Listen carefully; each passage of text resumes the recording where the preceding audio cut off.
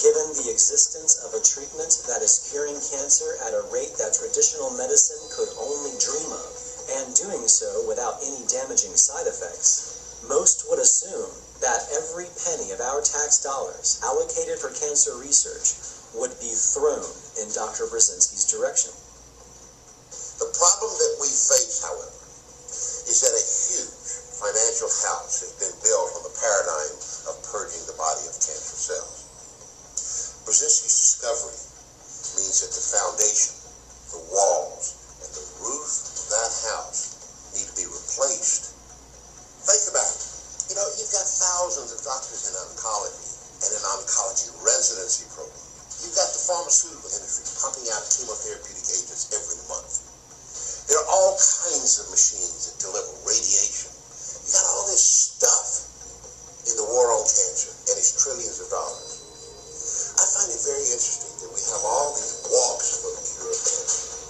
You got all the risk factors. You got all the donations. We're going to find a cure this decade. All this money keeps pouring in, and it all goes to the same guys.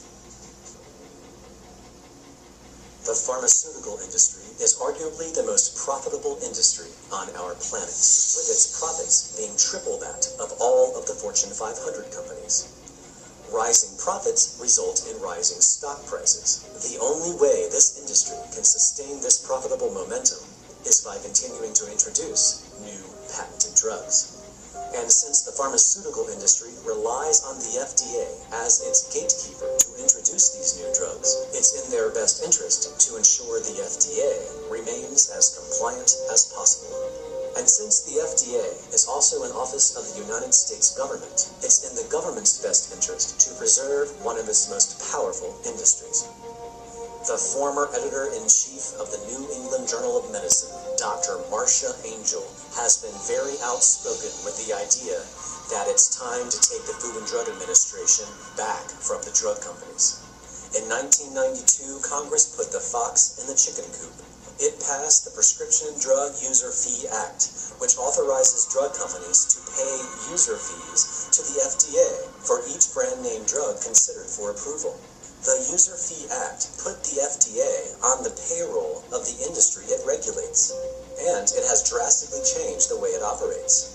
The part of the agency that reviews new drugs now gets more than half of its money from the pharmaceutical industry. The FDA's coziness with industry is underscored by the composition of its 18 advisory committees, outside experts who help evaluate drugs.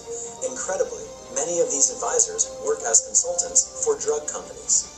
The FDA behaves as though the pharmaceutical industry is its user, not the public. In 2010, the fee revenue paid by the pharmaceutical industry to the FDA has risen to over $500 million annually. Pharma now pays over $1.4 million per application for most cancer drugs submitted to the FDA to ensure a timely approval. It's important to understand that neither Congress or the FDA had requested this new fee structure to occur. Instead, pharma itself went to Congress and imposed these new fees onto the FDA, in essence, purchasing the FDA's drug evaluation department from both the government and the public.